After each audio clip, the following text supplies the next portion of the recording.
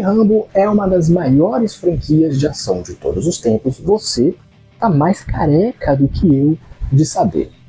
É o Calvo, a tropa do Calvo. É o Calvo, a tropa do Calvo. Mas será que o quinto filme da franquia é tão ruim assim como muita gente diz? Obviamente eu nem vou levar em consideração a opinião dos críticos, porque esse canal aqui não é voltado para quem adora a crítica de cinema. Não me leve a mal, eu gosto de ler crítica de cinema, mas existem filmes que não precisam ser perfeitos, tá? Então existem aqueles filmes que os críticos vão odiar pelos motivos técnicos, pelos motivos de conhecimento técnico que ele tem, mas vamos deixar bem claro, os críticos reconhecem e sabem também que não é porque o filme não é tecnicamente perfeito que ele necessariamente é ruim. Ele pode ser medíocre, ele pode ser um filme mediano, um filme genérico, mas isso não significa dizer que ele não seja divertido. E muitas vezes o que a gente quer é só se divertir vendo um bom filme. E Rambo 5 tá dentro dessa categoria. Filmes que são ruins, mas que são bons, que são divertidos. E aí você pode pensar, tá, mas as críticas que fizeram sobre Rambo 5 não é sobre o filme ser ruim. Ele não é ruim por conta do roteiro em si, apenas.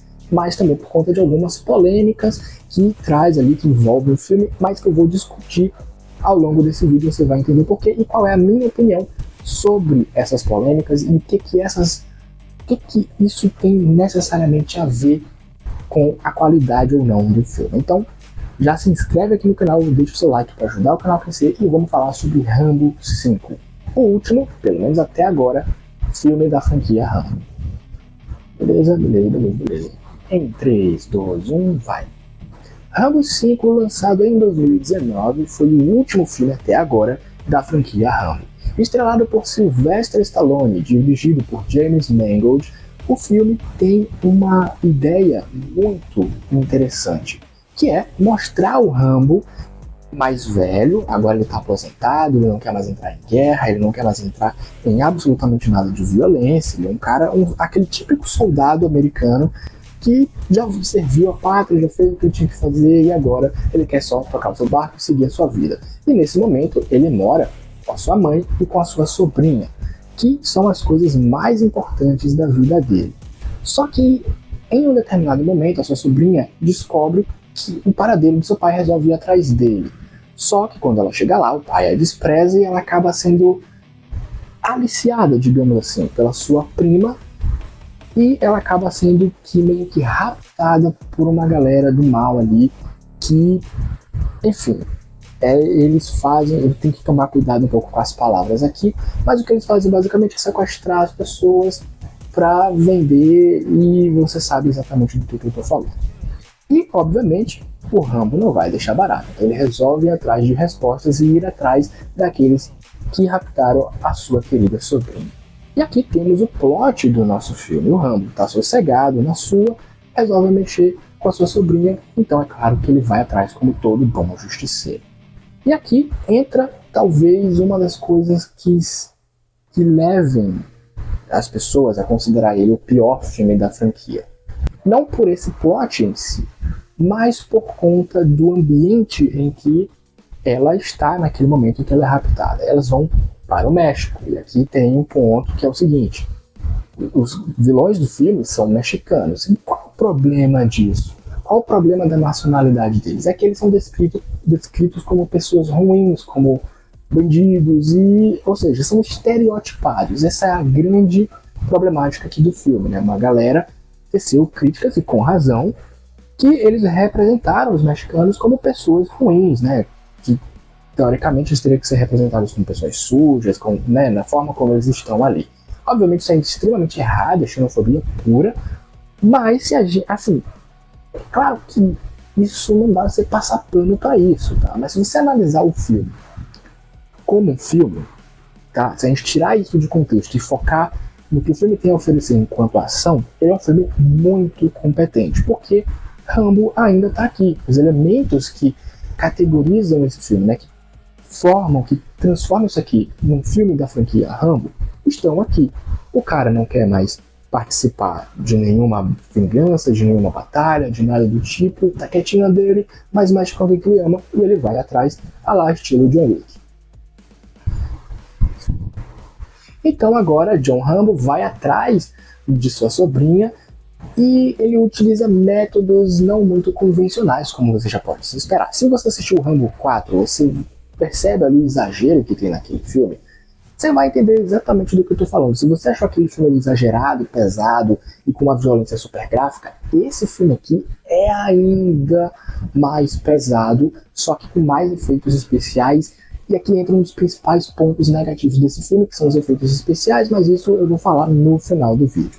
Voltando um pouco para a história, o Rambo vai caçar os caras que pegaram a sua sobrinha, e obviamente para fazer você sabe o que ele vai fazer, não é mesmo?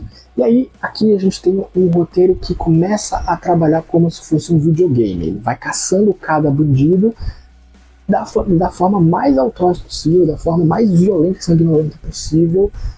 E aí entra, cara, são cenas extremamente brutais, mas muito criativas. Claro que o Stallone tá usando dublê ali, então você não vai esperar uma cena de ação estilo Rambo 2, por exemplo. Claro, isso não vai acontecer. Por isso que aqui ele não necessariamente luta. Inclusive ele mais apanha do que ele bate, né? O que torna o personagem um pouco mais crível até. Então, nos momentos em que ele precisa lutar, brigar, você tem a mudança do plano, né, de câmera. Dá pra perceber ali em algum momento que é um dublê, não, Stallone. Então isso não é necessariamente um demérito, porque a gente sabe que o Stallone tá velho. Então não tem como ele entrar nesse combate corpo a corpo o tempo inteiro, como era nos outros filmes. Então aqui, claro, ele vai utilizar recursos que ele tem dentro da própria casa, mais especificamente no porão da casa dele, onde ele vai fazer meio que um esqueceram de mim. O que seria isso? Ele monta uma série de armadilhas para os bandidos que estão indo atrás dele, né? Porque o que ele fez? Ele simplesmente foi lá e matou o irmão do chefe, né? O chefe do bonde lá que sequestrou a sobrinha dele.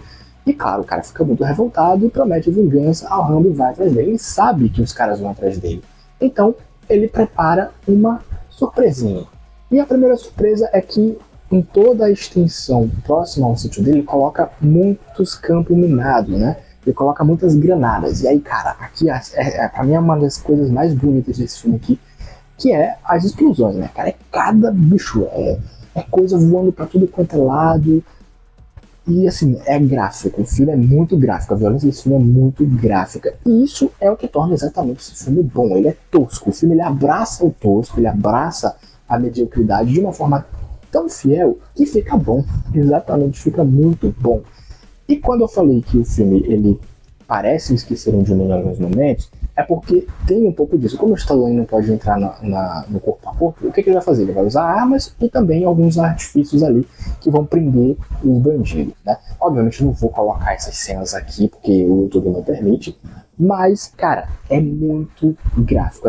A violência desse filme aqui é muito gráfica, o que torna ele superior aos outros filmes da franquia, com exceção do primeiro, que não é um filme de ação, é um filme de drama. Eu já fiz um vídeo aqui no canal sobre o primeiro Rambo, eu vou deixar aqui em cima, e também aqui no comentário fixado para você dar uma olhada nesse vídeo que está sensacional também.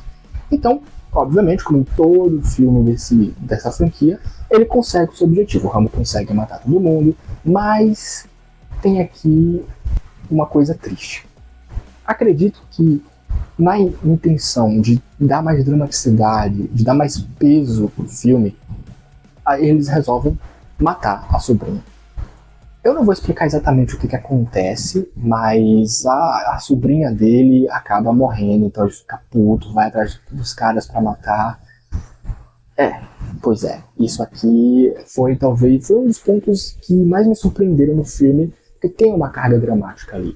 E eu acho que o final do filme, cara, ele foi competente, ele foi coerente com a história do personagem, ele consegue vingar a morte de sua sobrinha, e a última cena é ele sentado ali no terraço da sua casa, na cadeira, balançando e mostrando um pouco da sua trajetória, lembrando um pouco de toda a sua trajetória ao longo da vida, todos os inimigos que ele já enfrentou.